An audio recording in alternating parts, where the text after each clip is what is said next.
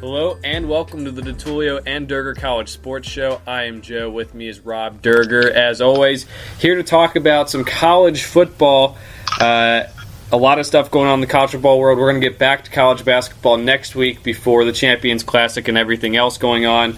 But this is a big week for college football. Week 10 has a lot of big games. There's a lot of stuff going on outside of college and outside of the games as well, with coaches being fired, with the first committee rankings coming out. So a lot of stuff going on. But first, Rob, how you doing?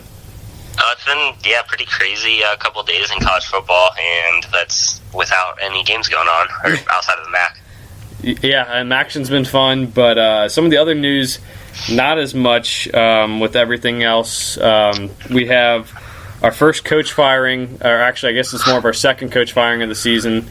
Bowling Green has Carl Pelini as their head coach now. But Maryland, who had DJ Durkin on administrative leave since August, had finally conducted their investigation of the college football program following the death of Jordan McNair. And the Board of Regents said, hey, we should reinstate him. A day after the Board of Regents said we should reinstate them, and it looked like he was reinstated. He went to practice. Players left the first meeting he came to. Players didn't show up to his first practice when Durkin came back.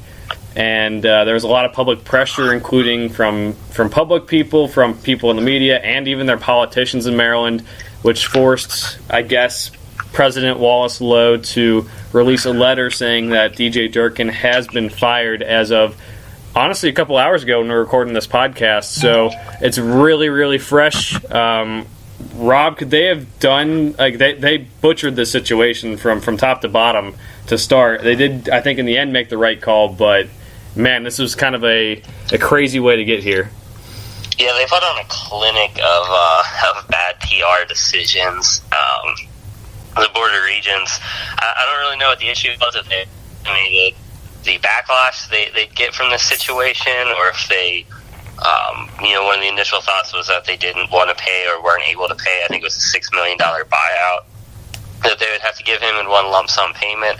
So maybe they just didn't want to pay that. But yeah, just total incompetence from the board. Many of whom I assume are probably going to be giving their resignations or being asked to give theirs in the next couple of days. But at the end of the day, a kid died and no one seemed to be willing to take responsibility for it. And it seems like the right thing has finally been done after 24 hours of public peer pressure. They finally caved. Yeah, and props to those student athletes who walked out of the meeting and said, I'm not going to practice, and for this guy. After the university made such a bad decision. I mean, I know they did fire him a day later, but he was coming back until the public pressure really got to them. I mean, President Wallace Lowe said it wasn't his necessarily idea to bring Durkin back. He voiced his concerns, and the board didn't really listen. It seemed the board was very disingenuous with the whole thing. It was, you had the guy up there talking, the chair of the board. He's making a joke about how his water is gin or something like that during the press conference, and it's like... Yeah, he said how he wishes it was or something like that, yeah. Yeah, Jesus. So they obviously have no sympathy, no empathy going on with this. Was very, important investigation. Reports are there was an hour before 911 was called for this player's death. That right there says all you need to say. To me, they made the right call in the end, but they butchered it. I don't know who's going to want to work there in terms of I don't know what's going to happen with the administration. It's all out of whack. Yes, President Lowe's retiring, but the Board of Regents, which decides a lot of things, obviously, they still have all their guys there for now. And you have Athletic Director Damon Evans still in place, so it's kind of... I don't know how desirable that job was to start with because they haven't done anything in the Big Ten, but it's I don't know who wants to walk into a situation like that. I mean, it's kind of crazy. Yeah, I think that I don't know. I'm sure Vegas will come out with some odds on who the best candidates are. I assume that Matt Canada is going to be at the top of that list. The other thing you're thinking of, Maryland's a university that's had a lot of financial issues, with their athletics. and the $6 million buyout that they're going to have to pay to Durkin is certainly not going to make that any easier. So I wouldn't be expecting any, big splash candidates, even if, there weren't the stigma of the university. So I believe it will be Canada getting promoted, but probably, won't see anything like that until the off season. Yeah, I think he does figure to be that guy. I mean, he's done really well with such a tough situation. He's gone 5-3, 3-2 in the Big Ten. That's better than DJ Durkin has done. Yes, DJ Durkin recruited these guys, got him in, but Matt Canada, I think, is definitely proving himself, like you said. So he probably is the guy that want to get in this situation. Yeah, that's the other thing too. Is just the recruiting has been so difficult with an interim coach.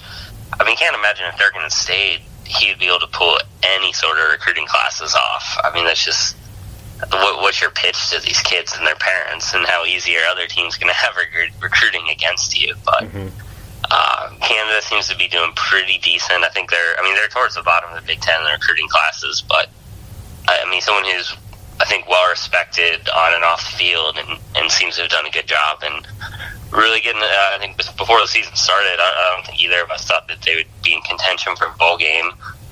But the team's done a pretty good rallying around him. He's done a good job. I feel for the players as terrible as the administration.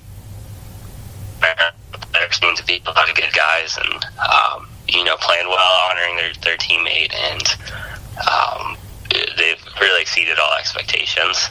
Yeah, again, props to the kids there, playing hard and everything, and keeping focused and making sure they're standing up for what's right. And that's we'll have to see how things go the rest of the season for Maryland, if they can make that bowl game, and what the future holds with that. On a little bit of a lighter note here, the first college football playoff rankings came out as of Tuesday.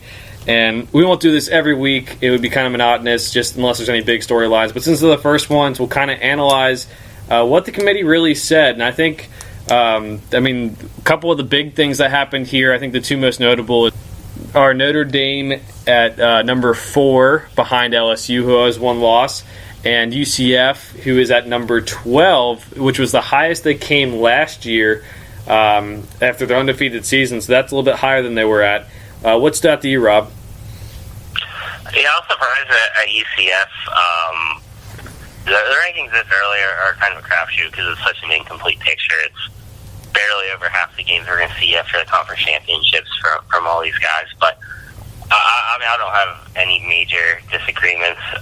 To me, they're focused more on the eye test this year, which there's no way you can have it any other way besides Alabama 1, Clemson 2. UCF in a better spot than last year, but seeing as no one else in that conference has shown up in the top 25, just can't imagine them getting the quality wins needed to move up a whole lot higher than they are now. Yeah, I think the thing is you really can't be upset if you're any fan base. I mean, I know UCF fans are, but that's crazy. They haven't played anyone with an above 500 record, so. But even if you're anywhere in the top 10, really, and those are the teams that really compete for the championship. Maybe West Virginia, you could throw them in as well. But you can't be like, yeah, it kind of sucks if you're not as high, but you control your own destiny for all these teams, really. I mean, Ohio State plays Michigan. That's going to put them right back in the conversation. Kentucky, not the greatest team, but they played Georgia this week for the SEC East. Oklahoma can go undefeated. Washington State controls their fate in the Pac-12. If they get a little bit of help, they'll be right there, especially with so many SEC teams right ahead of them. So you have to feel good about your chances if you're top 10. I don't have any major grumbles. I think there are some inconsistencies that we'll never know if we weren't in that room. It seems kind of weird that Notre Dame beat Michigan, who's number 5 team in the country. That's the best win, and they're stacked right next to each other, 4 and 5. And a team like Oklahoma, who really hasn't beaten anyone, is number 7, with the defense being so bad too. But that's, again, it's nitpicking. Oklahoma's going to have some tough games down the road, so you're right. There's not much to really, get really mad about. Yeah, I think the thing, because with the 3 undefeated, with all respect to UCF, the 3 undefeated that have a shot at the playoff. To me, I do think that Alabama and Clemson are overall stronger resumes. You have Michigan, or Notre Dame does have that win against Michigan, but people, to me, I think they focus just on, what's your one win that matters rather than the whole resume. I mean, outside of that, Notre Dame hasn't beaten a team that I believe is even receiving votes and may be top 25. So it's not like they've gone through, a murderer's row. They won one big game and have pretty much coasted since then, whereas Alabama and Clemson especially, they've beaten a number of teams, Syracuse, NC State, that are at the bottom of the top 25. So I think that people always kind of forget about the entire resume, and they just look for that one big piece, which I think is a mistake. Yeah, Clemson, I think, is one of those teams where they've had it so easy that maybe people forget. But you're right, there are three teams there at the bottom with Syracuse, Texas A&M, and NC State. Alabama's a little different. They've just really beaten Texas A&M, I believe. I mean, that's at least kind of close there. But they've looked so overwhelmingly good. I can't really blame the committee for having them number one. They don't look like anyone's going to touch them. And obviously they'll play LSU this weekend, so it's all going to get cleared up anyway. And we'll see how everything gets jumbled up. There's so many top 10 matchups, so many big matchups overall, that I think these rankings are going to be completely different next week no matter what. So you're right. That's something to take into account, how many teams you beat that are close to the top 25. They'll be talking about teams you beat that are above 500 for the next 3 weeks or so, next 4 or 5 weeks. So that's all the stuff they're going to be talking about 100%. Anything else with the rankings, Rob? I don't think so. I mean, it's still so early that these are going to look nothing like they are in that first week of December. Yeah, I agree on that. That's going to take us, though, to our recap of last week. We do that. We start off with the teams of the week. Rob, I'll let you start with your first team of the week. I'm going with one of the weeknight games. Georgia Southern got the biggest win of Sun Belt this year. Appalachian State finally broke into the top 25, and it didn't last long. They went to Statesboro and got absolutely stomped all over by the Eagles, 34-14. Peyton Derrick, the quarterback for Appalachian State, was held to a Nathan Peterman-esque stat line of 3 for 12 with 2 interceptions and 73 yards. Georgia Southern running game and defense were on full point.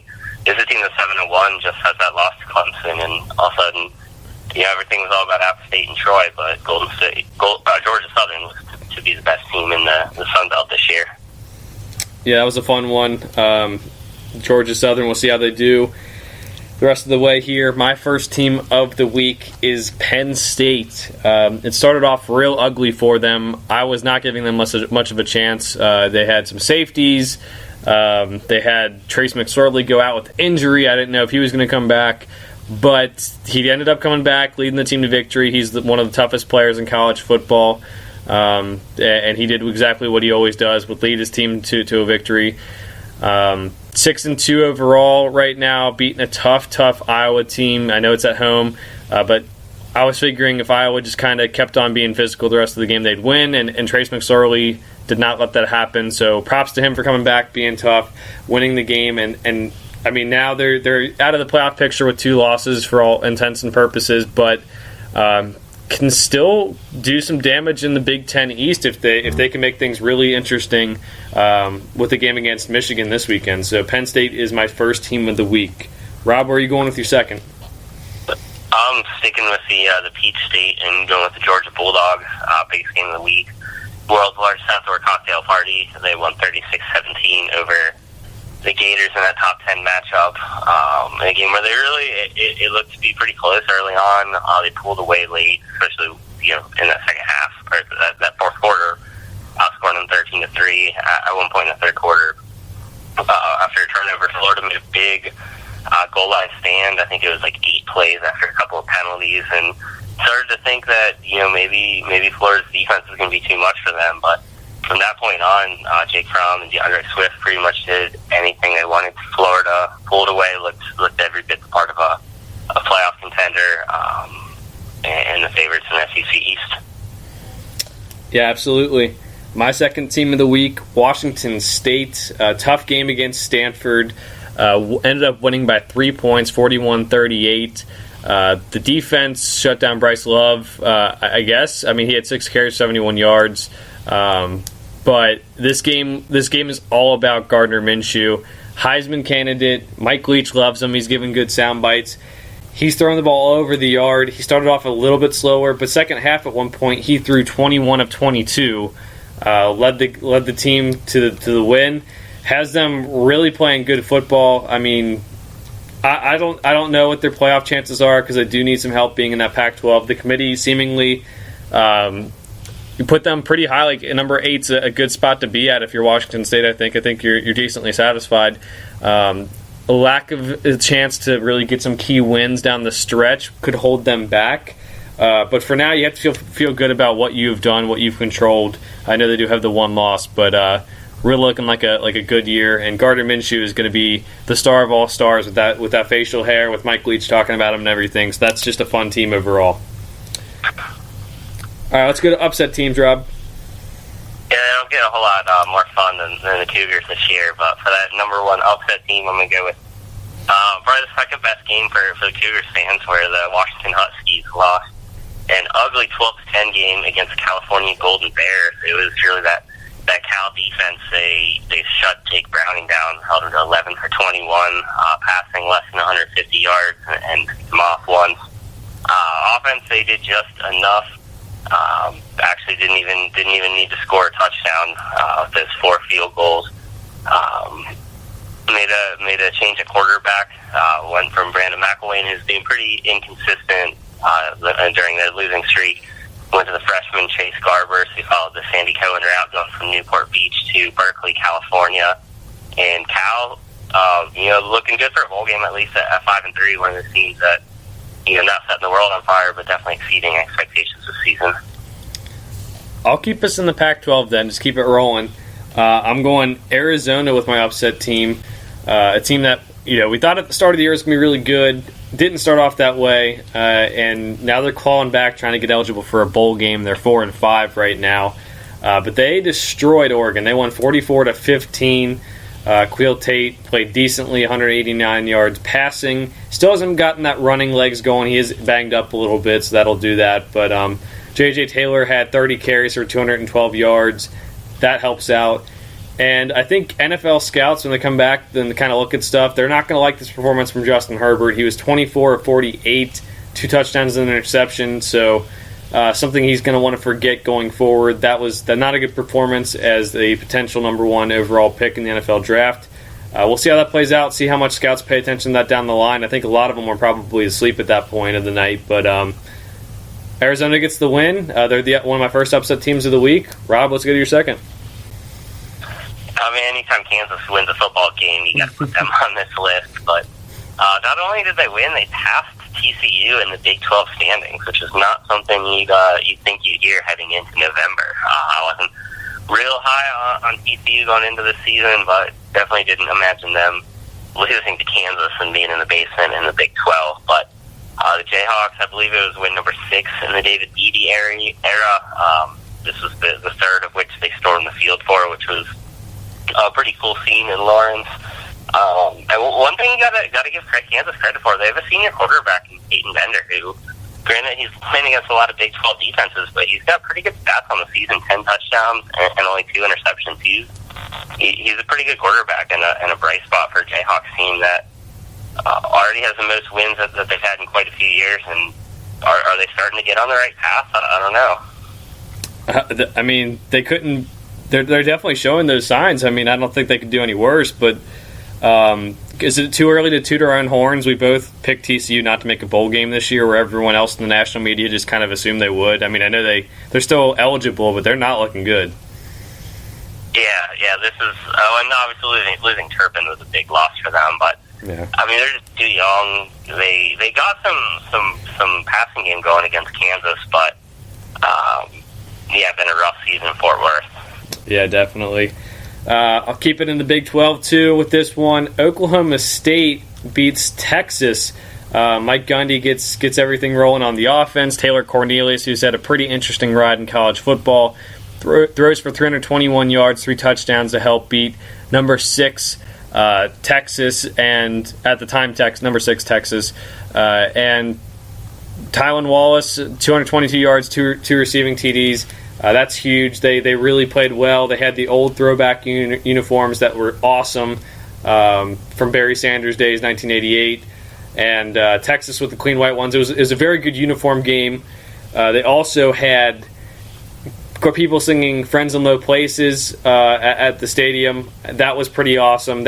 I guarantee that's the reason they won. They probably do that every game, so I don't want to. I guess maybe not, but that was pretty cool. Night game. They had the 8 o'clock ABC game, and they ran with it. Oklahoma State gets the upset win. Texas's playoff chances are out. Still eligible for some Big 12 stuff, as one of their losses was to Maryland out of conference. But we'll see how that all plays out. Could Friends in Low Places end up being Oklahoma State's taking home country roads? That'd be awesome. Garth Brooks is an Oklahoma guy. Does he cheer for Oklahoma though? I don't know. No, he went to Oklahoma State. I meant he's an Oklahoma guy and since he's from the state. But yeah, he's a cowboy. Oh, there you go. Then yeah, that definitely should be their song. Every team needs one song to do that, and then I guess Oklahoma just uses Toby Keith's song. One of them, I don't know which one, but I think every team needs an anthem like that. I don't know. Oh, agreed. Mm-hmm. And there's two. Alabama, they've obviously been real good, but they've just turned into a complete Death Star this year since they started playing Dixieland Delight again. Yeah. Well, they have a couple ones. Obviously, a lot of people use Sweet Home Alabama for them too. But Rocky Top, how awesome is that? I don't like Tennessee or anything, but that's a pretty cool song. And I don't know. I think every team could benefit from it. There's too few teams that actually have it, and you can't just scroll out there with your fight songs that are 100 years old. That kind of gets boring. Yeah, it's really an SEC thing when you think about it. Florida's got Won't Back Down. South Carolina's got Sandstorm. It's the rest of the country that's got to get it together. Yeah, that's true. It is kind of limited to SEC and those two Big 12 teams now, right? Like, I can't really think of anyone else. I jump around by Wisconsin, I guess. Yeah. All good one. There's not a bad one I've found yet, so maybe that's... Yeah, call in Baton Rouge for LSU. Yeah. Man, we'll have to see if there's actually a bad team tradition when it comes to like a song like that. I don't think there is so far. Unless, I guess if you just I'm sure some teams did, if you just try to pick something so cliched that it's not original at all, that's really the only way you could go wrong. It's true. That's true. All right, that is our upset teams of the week. We are moving on to players of the week. Rob, who are you rolling with? Nick Fitzgerald's gotten a lot of grief for his performance throwing the ball early this season, but he had his best game of the season in that 2013 upset over Texas A&M.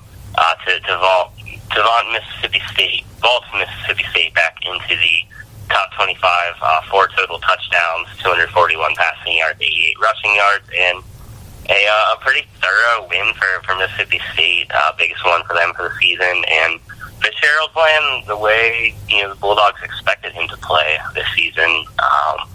Could be a team that maybe pulls off an upset or is dangerous for someone in the SEC West down the stretch.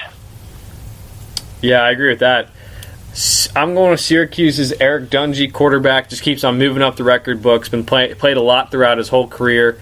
Helped beat the NC State Wolfpack. Threw for 411 yards, 3 touchdowns. Ran for another one. So he had a great game. He's putting himself. He already is among the all-time greats at Syracuse, and the same names of Jim Brown, Ernie Davis, Donovan McNabb. You name it. He's all the way up there with them, breaking some all-purpose yard records, all that good stuff. He's definitely one that's made this program competitive, and now they're in the first college football playoff rankings, and that's not something I think a lot of people saw coming. But they're a good team, and sitting at 6-2, maybe they can do some more damage down the stretch here. I don't know. We'll see what happens. All right, that is last week. We are moving on to this week, and what we always do is start off with our upset pick of the week. Rob, who you rolling with for that one? I'm going a little Thursday night action and some Kalamazoo Magic. The Western Michigan Broncos, for some reason, are 2.5-point underdogs to an Ohio team that I think is similar at best in talent to them. I don't really get this line. I think John Wasson has a big game, and the Broncos are going to roll. A lot of times with these action games, I will roll with the home team as long as it's not a too big mismatch. I'm going to go with Ohio in this one, though, because I think, I mean, we always talk about this, but they're one of the most consistent programs in the MAC every year. They just don't end up winning it. It should be a close one. Western Michigan 4-1 in the MAC, Ohio 3-1 in the MAC. Like a lot of the players in this one, but I'll go with Ohio. They have some talent from the last couple of years that I think is still there, just still churning. I think they get the win. I think Nathan Rourke has a big game at quarterback for him, and they get the win. All right, my upset pick of the week is actually Duke over Miami. This is a game I really do not like, if I'm being honest. It's two teams that I think have underachieved this year, both. I mean, Duke has Daniel Jones at quarterback, who a lot of people like in terms of NFL, but he's been banged up. He hasn't been able to play as much. In Miami, I mean, they had high expectations coming into the year, and they can't figure out the quarterback either. I'm going to roll with David Cutcliffe.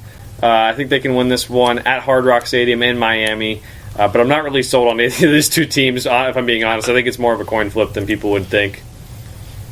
Yeah, I'm going Miami here. They've kind of struggled in this little 2-game losing streak, but their defense still has played pretty well. I think they can maybe force a couple picks from Jones. Also going to be some rainy conditions there. I think that favors the Hurricanes, who has a little bit better of a defense. All right, we'll move on to regular picks now, and we'll start off Temple at number 12, UCF. I think Temple's playing well, and this is probably the biggest test that UCF's going to get up until they face Houston in the American Championship game, but UCF's just too good. I see this one being a close game, maybe still a ball game going in the fourth quarter, but the Knights are going to pull away.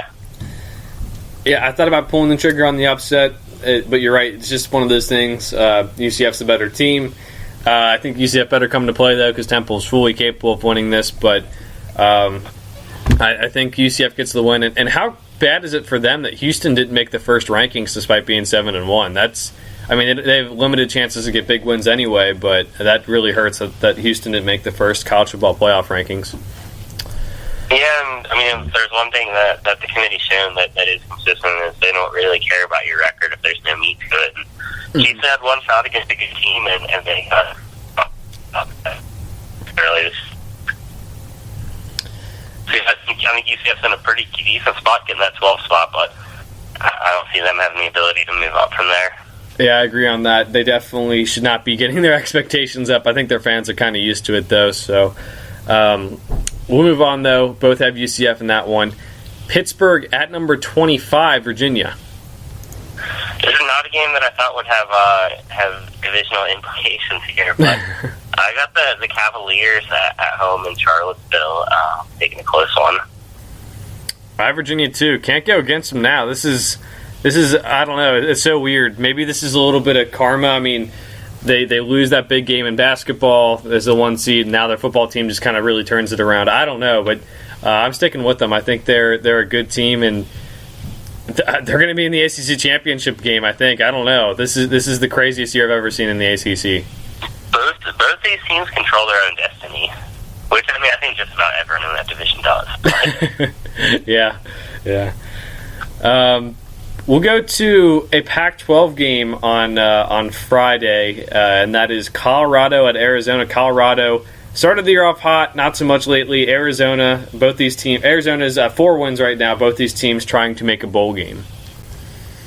Yeah, I got the Wildcats here. I think the wheels are falling off of Colorado. They lost to Oregon State last week at home. Khalil Tate gets all the hype, or did get all the hype for Arizona. It's J.J. Taylor, who's really been coming on strong. They're another team that I believe Arizona controls their own destiny in the Pac-12 South. They're very much still a player in it, but I think they win big over Colorado. I think they do too. Finally turning it on. I think it just takes some time with the new coach and with getting comfortable and making sure Khalil Tate isn't literally, I don't know, really hurt. He's just kind of banged up now, so I'm going to go Arizona too. I'm going to ask this one as the point spread game of the week. I'm going to go number 2. Clemson is at home against Louisville, and the spread I think is 38.5 for this game. I'm seeing 40 right now. I'm going to say a 40-point win. Even though Dabo said that Louisville's the best 2-6 team in the country, I'm actually going to take that down. I'm going to say I'm going to say only 35. I'm going to take 5 points off because obviously David is not very focused on this game. He hasn't been watching any Louisville game film with these about them. That's true. I think he's doing the right things though. Trying to keep his team focused by saying they're 2-6. I'll go 41. I think they do beat the spread in this one. And Louisville's looking for a new coach at the end of the year for sure. No, they're not, because Jeff Brown's taking that job on December 3rd. That's true. Nebraska at number 8, Ohio State. Ohio State had that bye, number 10, Ohio State with the rankings. Ohio State had that bye after the Purdue game. Have a lot of things they need to clean up. Yeah, but it's Dwayne Haskins versus number 119 pass defense. It doesn't take a fortune teller to see how this one's going to go. Yeah, I've got Ohio State too. Next one, it's Syracuse, who is ranked number 19 at Wake Forest. A little worried about a hangover effect here and that sleepy atmosphere in Winston-Salem, but I just think that talent level for Syracuse is too good. Eric Dungy's going to have a field day on Wake's defense, and the Orange are going to win. Yeah, I'm going Syracuse too. Not sold on Wake Forest this year. I don't know who really is, but I'm going to go Syracuse. Tough team. I think they can get it done on the road. Number 20, Texas A&M at Auburn. Auburn had a pretty decent win last week, but I got Texas A&M in a bounce back. I think Kellen Mond and Travion Williams are going to do some work, and I just don't trust that Auburn offense at all. I don't either. I don't know what it is, but every other couple years, it's just something goes wrong for that Auburn team, and I don't know. It's just weird. I'm going to go Texas A&M, though. I really liked them, obviously, before last week. I think kind of losses like that will happen in the SEC. They're still a good team. They'll figure it out. Jimbo Fisher has them playing at I think, better than I expected at this rate. I know they're 20 in the country, but I expected them to be kind of hovering around, maybe in the rankings, out of the rankings every week. And they've been solidly in for the last couple weeks, even with the loss. So I'm going to go Texas A&M over Auburn. SEC matchup here, two teams fighting to try to get to a bowl game with South Carolina at 4-3 and Ole Miss at 5-3. Oh, unfortunately, one of these teams can't get no bowl game. That's right. That's right. Ole Miss being self-sanctioned, but I got South Carolina here. I think they got a lot more to play for. Ole Miss is kind of faltering down the stretch. South Carolina's not a great team this year, but I think they're going to get the win here. I think they will too. Ole Miss's offense is really, really good, but they're just not a good team overall. I think that says all you need to know about that defense. I think South Carolina can get it on the ground, and this is a pick'em game, so I think I'd go South Carolina even though they're on the road. Two other teams fighting for bowl contention for real this time, though. Michigan State 5-3, Maryland 5-3. A lot of stuff going on with that Maryland program this week. Hard to stay focused. Who are you going with in this one, Rob? Yeah, I actually had Maryland up until yesterday when everything came out. I think it's just, like I said earlier, I really respect the way their players rallied around, Matt Canada, but just this week, I can't imagine, the practice and game plan, how that went with all the distractions. I got Michigan State on the road here.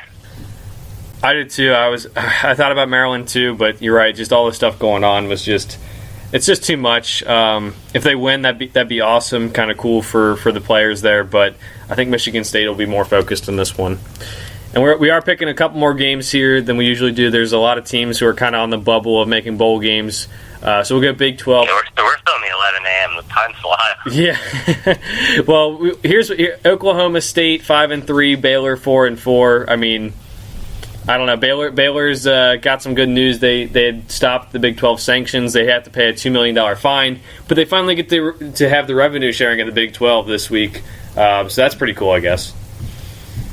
Yeah, and Oklahoma State obviously coming off that big win. I'm not sure if they're just the nation's most hot and cold team, or if they play up and down to their competition this year. But Cowboys have too much talent to be sitting up 5-3 right now. I think they'll get a big win against Baylor and start to continue to right that ship. I think they will too. I think it's just a huge boost of confidence beating Texas. Baylor, I mean, they've had some good games, and they're definitely better than last year. I'm still not sure they're a good team, so I'm going to go Oklahoma State on the road. Let's go with Iowa State at Kansas now. I mean, is Kansas a good team? I don't know. I mean, Iowa State's certainly playing well. Yeah, spread's only 14.5. That's got to be one of the lowest that a Kansas game has been in the Big 12 in a while. But Iowa State's another team. They did get in the rankings. They had a very slow start to their season, but 3 straight big wins. I got the Cyclones. They're kind of flying under the radar, but they're playing some real good football right now. Yeah, they always find some random quarterback to get it done for them, and that has resulted. Zeb Noland is transferring. I don't think they really care at this point, though, with how good Purdy's playing. I think Iowa State wins. David Montgomery's a really good running back, and I think he gets it done against Kansas. And now we'll go to a little bit bigger of a game here. We have the SEC East on the line here. Number 6, Georgia, at number 11, Kentucky. Yeah, I believe that the winner of this clinches it outright. Kentucky kind of bailed out last week, but they did get some pretty clutch service by Terry.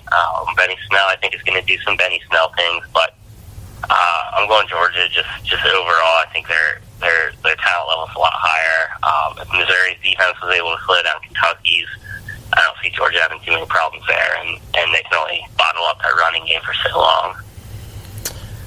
Yeah, I think Kentucky has done a great job of using the everyone against us method the whole season. This game, I mean, this week especially, they got even more hate. They had people like Clay Travis be really salty about a bet he made about the over and about Missouri beating the spread, and they had a lot of other people on ESPN, on all of the Fox. Doug Gottlieb was really upset Ohio State was ranked behind Kentucky. But I think this is where the luck runs out. They could definitely use that as locker room material, as poster board material. But at the end of the day, you're right. The talent is with Georgia. It should be the craziest football game in our lifetimes in Kentucky, probably since, I don't know, Bear Bryant was there, the biggest game. The defense will make Georgia make it close to start, but I think Georgia pulls away in the second half. I'll say this. I'm going to come back to the rankings. The only way you can justify Ohio State over Kentucky is by using the name on the jersey. Kentucky's just been a better team, and they've been a better team than a lot of perennial powers. But just because they're Kentucky, they haven't gotten the respect that I feel they deserve from the rest of the country. Yeah, I thought it was like everyone's glossing over. I mean, and again, I don't know if they're doing eyeball tests or not, because eyeball tests, they definitely. I mean, last week does hurt, but they beat Florida, who's ranked 11. That's got to count for something. They beat Mississippi State, too, who's in the rankings. So, yeah, they beat Florida. I mean, they looked good in it. They controlled that game on the road. They did the same thing against Mississippi State. Missouri's not a bad team. Missouri went into Purdue and beat the Boilermakers, who everyone were gushing over last week. They beat a decent team in South Carolina pretty easily. Yeah, this is a team that, their only loss was a very, very close one in College Station, which, Clemson just about did the same thing earlier this season, too. So, this is a team that 100%, regardless of what they do against Georgia, in my eyes, is a top 10 team. I think so, too. I think Kentucky fans are happy to have a season like this. I think they'd be happy to go 9-3 in the end. It'd be a little bit disappointing, but just how rough the program's been and how good of a job Mark Stoops has done. I did make a mistake. It's actually 6 versus number 9. I was going off AP rankings, not off of the college football playoff rankings. And we'll see. The only way they're really going to get any respect is winning this game, or at least the respect they deserve. Don't think it's going to happen, though.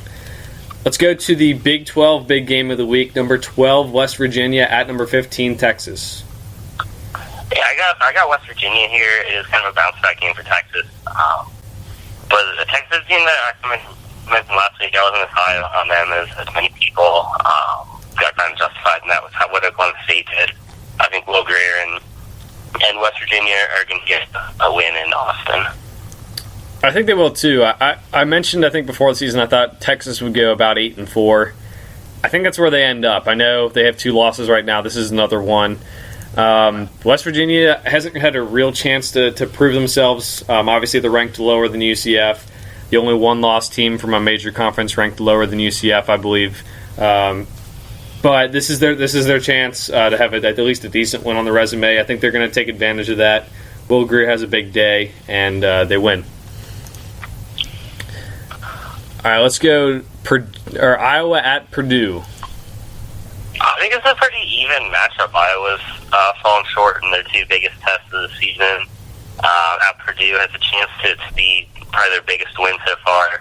I'm going with the Boilermakers in that offense. Rondale Moore having a big game. I just think they got too much speed on offense on Iowa defense.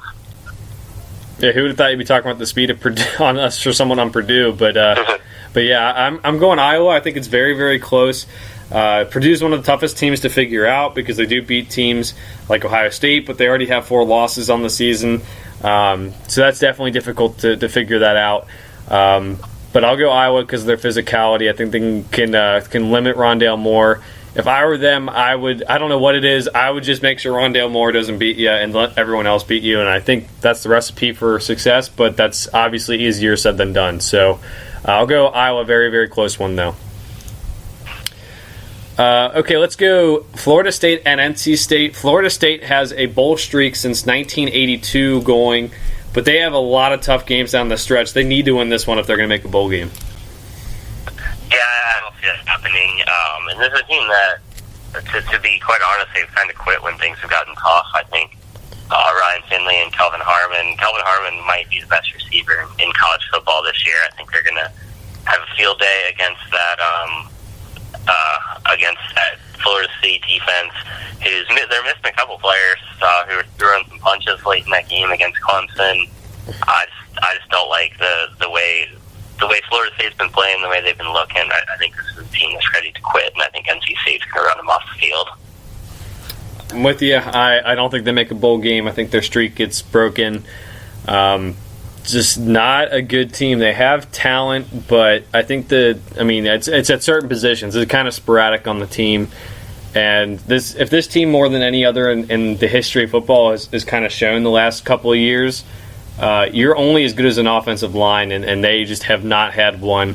DeAndre Francois has been getting killed. They left him in the game way too long against Clemson. I know he's also, him and Trace McSorley, I think, are the 2 toughest quarterbacks in college football. But I know he wants to show what he can do, but I can't believe Willie Taggart left him in that long. I think the team, like you said, is kind of giving up on Willie Taggart, at least for this year. I'm going NC State, too. We'll go over to Penn State at Michigan. Big Ten East implications here.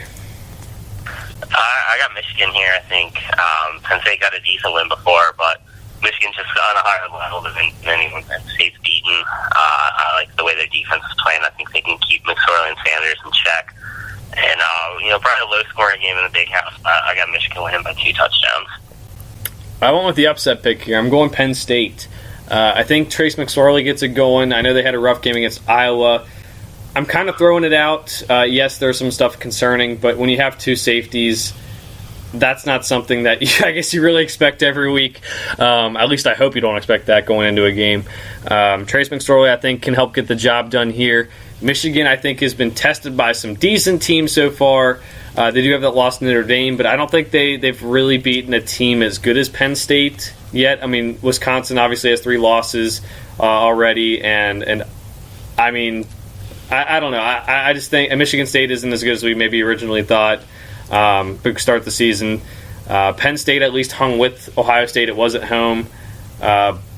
But I think they can maybe squeak out a win here in Michigan.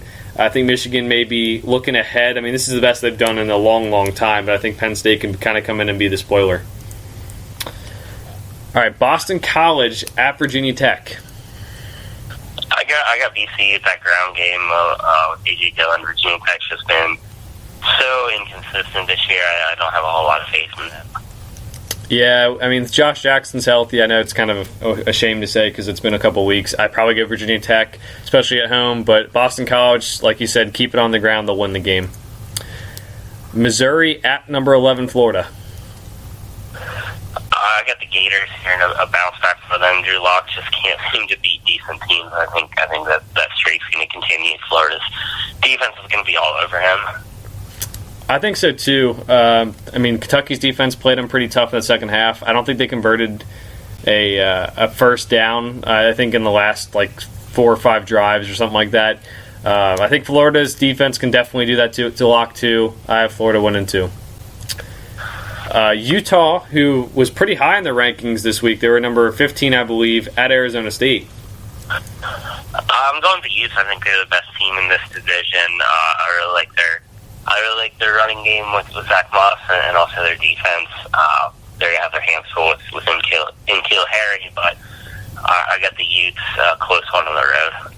Yeah, most physical team in the Pac-12 yet again. I think that does count for a lot. I mean, they may not always go to the championship game or anything, but I think they're probably going to get there this year, which should at least make it an interesting matchup between Washington State and them.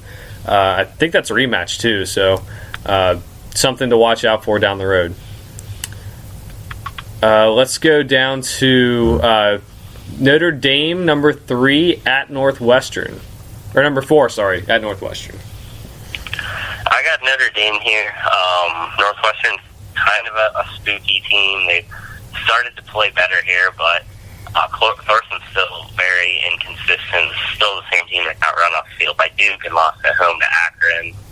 I'm not fully buying in on Northwestern. I think this will be a closer game, but Notre Dame's just too talented. They'll pull away late. The last time they went to Northwestern, they lost. That kind of scares me. It's kind of a dreary place to play, but at least it's not a noon game where they're going to be asleep. It's a 7:15 game. Like you said, it's going to be close because it's Notre Dame. They always play up or down to their competition level, it seems like. I'll say they win by maybe a touchdown or a field goal. The spread's 9.5, so that kind of fits in somewhere in that range. But I think they get the win. Northwestern, tough physical team, but they also did lose to Akron this year at home. So you never know what team's going to show up for them. Let's pick the. I guess we'll go to number 7 Oklahoma at Texas Tech. I got Oklahoma here. This is another one that I think could be tricky. Texas Tech can be looking for a bounce back, and their offense is real good. But I've been really impressed with Lincoln Riley and the Oklahoma team, even though their defense has been a little sketchy. Maybe it's amusing here at the Stoop. They had a big performance last. Obviously, competition wasn't great with being Baylor, but I think they're starting to head in the right direction.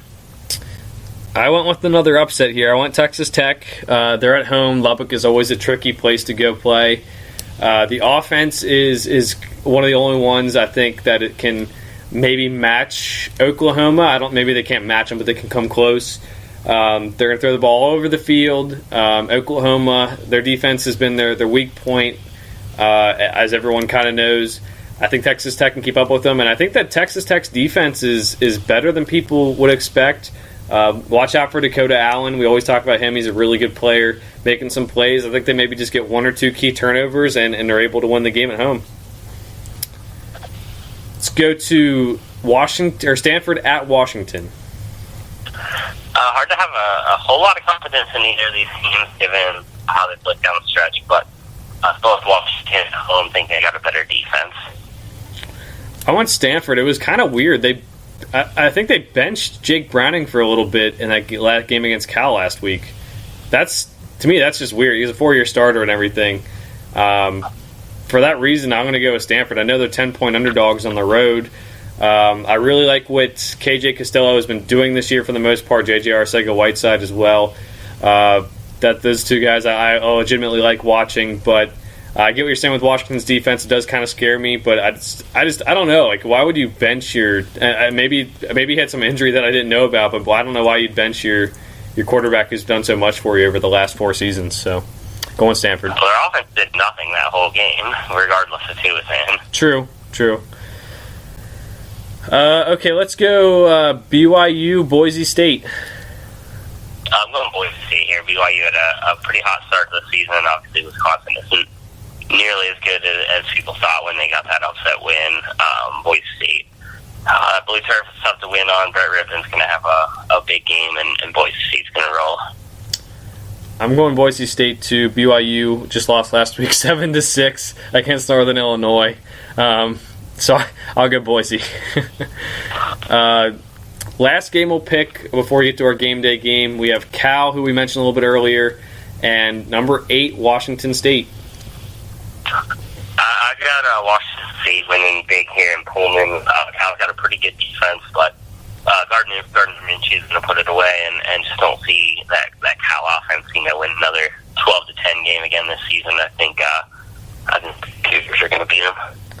I think so too. I'm buying into the Gardner Minshew hype, and I really, maybe this is my heart over my head, I really want Mike Leach to make a college football playoff. I think it'd be awesome. It's, again, still possible, maybe not probable, but they have to win this game. I think they can do it pretty easily. Imagine a Mike Leach versus Nick Saban press conference. Oh, God. One day we'd be talking about rat poison in terms of what the media says, and Mike Leach would be up there talking about actual rat poison. It'd be great. That will take us to Nick Saban, though. The game day game of the week, we have number 1, Alabama, number 3, LSU in Death Valley, a night game on that CBS doubleheader. Should be a fun one. Yeah, and I really wanted to pick the upset here in probably the biggest game of the regular season this year. Everything's kind of lining up for them. Like you said, night game in Death Valley. They're playing as well as they have since that national championship season. But I just can't pick against Tua and Jerry Jeudy or an Alabama team that's just been steamrolling everyone in their path. I think they are going to get challenged this game for the first time this season, but I just can't pick against Alabama. I can't either. I wanted to as well. I'd love to see some more, some more chaos going on, but it's just apparent, like the difference here, the competitive edge for Alabama is having a guy like Tua who can make those plays. I think there's a little bit of fear in terms of if you're Alabama. Again, you haven't played in many close games. You don't know how he's going to react. He played well in the championship last year in that scenario, but and you don't know how the rest of your team is going to react to playing close games, playing such a good team, something they haven't done all year. But I'm going to go with Tua. I think that's the biggest competitive advantage in this game, and I'm going to roll with that. And that's going to take us to the ESPN Celebrity Guest Picker in Baton Rouge, LSU territory, New Orleans territory. Rob, who are you going with? I went Tim McGraw. They're one of their biggest celebrity fans. He's not on tour this week. Check that out. And I saw him on Twitter. He was talking about this game and how excited he is for it. We all know how much Game Day loves their country singers. I want him. And I ended up going OBJ. The Giants are on bye this weekend. So I think that he would probably do that. He's a guy who obviously doesn't care about leaving New York in terms of his bye week. He went on that boat trip before the playoffs last year that everyone makes a big deal about. So I went OBJ. I did think about Patrick Peterson as well. Arizona's on bye, and I thought he'd like some fresh air. I like to go see probably the biggest college football game of LSU's of Alabama season. So I thought about him too. Anyone else you thought about, Rob? Shaq's always in there when you're talking about LSU. Obviously works for a rival network, but that hasn't stopped them in the past from other people. But a lot of former players to bring out. Yeah, I think one of the times they had LSU on game day, they had Lil Wayne, since he's from New Orleans. I don't think I'm going to predict Lil Wayne again, but that's just another avenue they could have gone. But I really don't have too many more else besides former athletes and or Tim McGraw. So, we'll see. Hopefully we get one right between the two of us here. I think those are probably the two most likely guys, honestly. Yeah, I don't know if I can get one on the season, but I'm pretty excited for it in general. I mean, Death Valley, in my opinion, is the coolest venue in all of college football, and it's going to be pretty lit up Saturday night. Yeah, and they did have a pretty good one last week. Just to kind of review, they had Evander Holyfield, whose son plays for Georgia, Elijah Holyfield. That was a little bit different. I mean, it wasn't maybe the most exciting because they had one-word answers, but it was different at least. They tried, and that was cool. So hopefully they keep it fresh this week too. All right, Rob, anything else for college football in the week? I don't think so. Basketball's coming up. A lot of teams having their exhibitions this week, and we'll be ready to roll 6 days from now. Yeah, so we will go college football and college basketball next week. We're going to record next Monday, try to push it out next Tuesday early before all the games, Champions Classic and all that. Give our previews, make our picks for the Champions Classic, as well as do all the college football stuff we normally do. So stay tuned for that. For now, thanks for listening. We'll see you guys next week.